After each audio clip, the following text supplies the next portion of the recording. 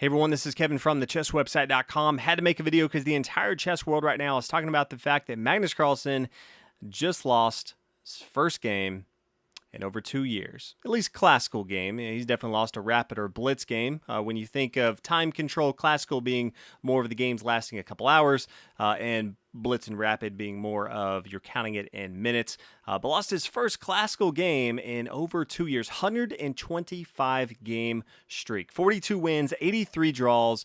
No one's beaten Magnus Carlsen since July of 2018. Bobby Fischer's longest streak was 20 games. Just to give you some context of how amazing this was for Magnus Carlsen. Longest streak out there for a player.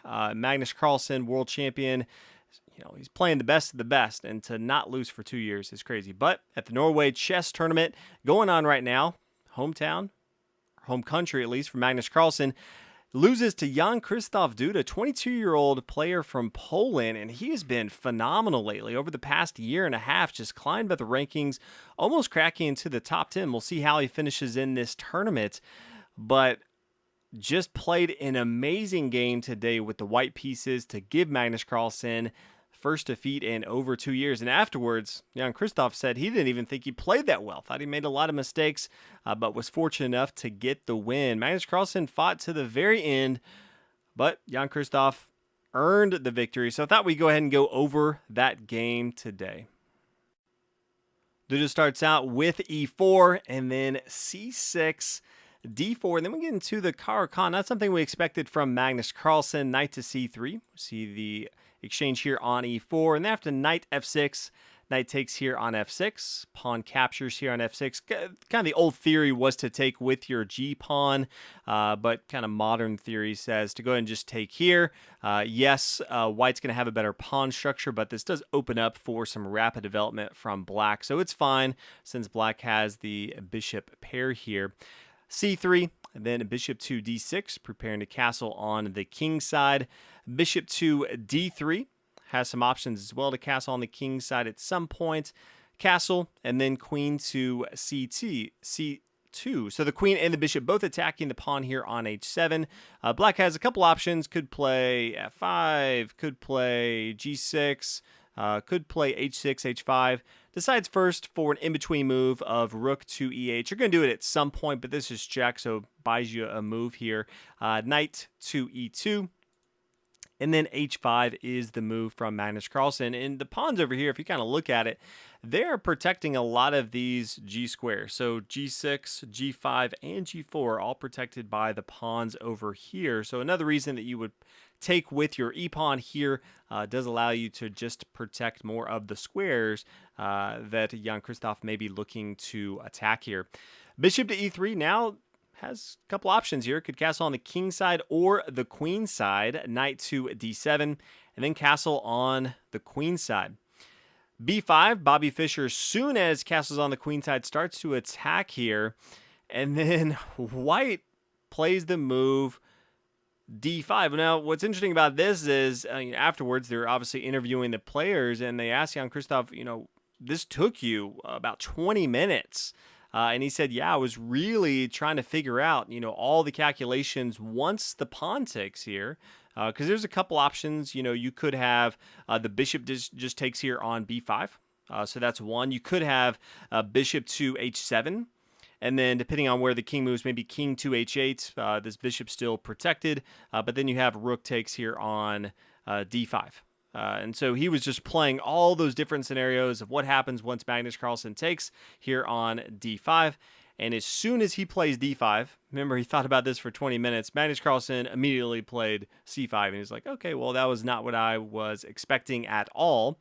Decides to go and take with his bishop here on b5. So Magnus Carlsen giving up some material for a very, very strong attack. Rook here to b8, attacking this bishop. Pawn to c4, and then a6. Now, the commentators on the game, you have Kramnik and Svidler, two of the top players to play the game. They thought Magnus Carlsen would actually play rook takes here on e3, and after the pawn takes, then knight to e5, great outpost in the center of the board. And they say while black is down material, it's very difficult for white to actually find compensation, and it's a pretty good position for black here. That's not what Magnus Carlsen decided to do. Instead, plays a6 here. Bishop comes back to a4, and then rook to e7. Now, in this variation, you can go back in the database and see when this has been played at top level. Before this, rook to e5 was really the play. Rook to e7 is a novel move that Magnus Carlsen seemed that he had prepared for this. And the idea is that after knight to g3, knight to e5, great outpost as we talked about, then the rook can come over to b7, semi-open file, start to double up and really attack this queen side for white. Now we see e4 from white, rook over here to b7.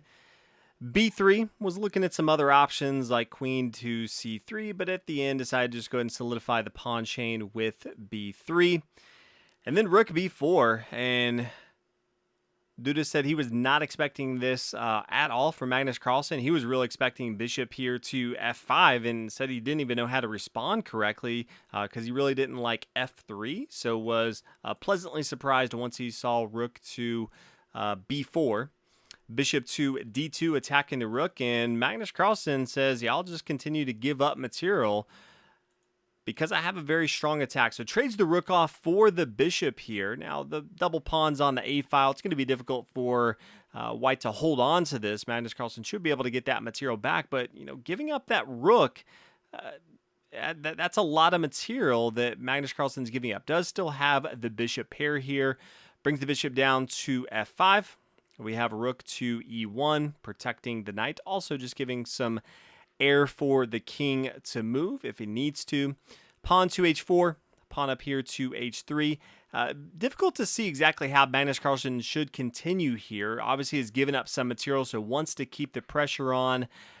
Some of the thoughts that the commentators had were maybe knight to g4, trying to add more pressure. h4 doesn't seem to put too much pressure on white. Seemed pretty fine just playing h3, stopping that attack here.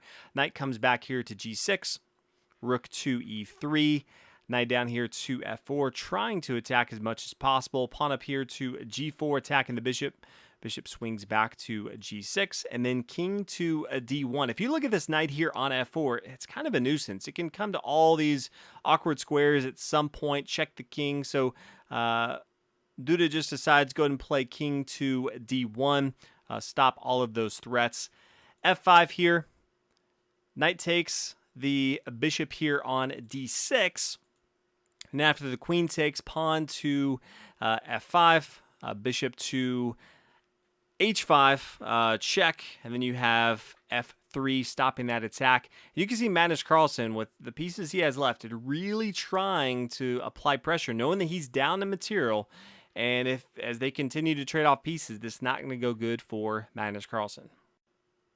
Magnus continues with queen to f6, and then bishop c3 attacking the queen. Queen g5, queen up here to e4, and Duda said, yeah, I should just play the rook to e1.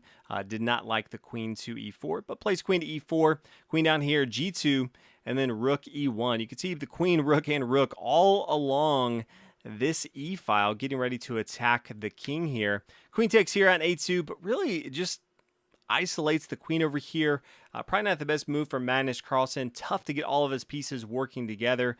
The knight right here on f4, kind of by himself. Bishop here on h5. Not doing too much, although eventually could take this pawn here. Would like to get the rook down here to b1, but there's just no way to do that because white gets to respond. So queen to c2, stopping the attack.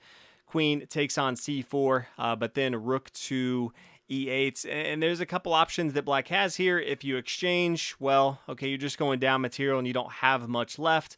If you don't, though, king to h7, then you're going to give up a rook in exchange for taking some pawns here, but knowing that you're going to be down quite a bit of material. So queen takes here on d5, check. Queen to d2, cannot lose the queen here. That would just be easy victory for white. Bishop to f3, check after taking the pawn. King c1, queen over here to f5, and you can see white's definitely up a ton in material. Rook here to e3, stopping this knight coming to d3, but actually could have just played queen to d8, because now if you see knight to d3 check, you could just see king to d2, and you can't even take the rook there on e1. That would be checkmate. Queen to g8, and then you could see queen takes here on g7. This is all because the bishop here on c3. So at the end of the day, this would be checkmate. But heat of the moment, you feel like you have a good position. It's Magnus Carlsen, always tricky to find the absolute best moves. I needed to recognize that rook to e3 was not the best move in the post-game commentary, but still thought he had a very good position here. So king to b2, knight takes here on c3, queen takes on c3, queen to f4, queen d3, check, and then pawn to f5, rook over here to f8. Magnus Carlsen doing a very good job of continuing to check White's king. White doing the best job he can, trying to just trade off queens, knowing that he has two rooks to this bishop. If he could just trade off the queens, that would be a pretty easy victory.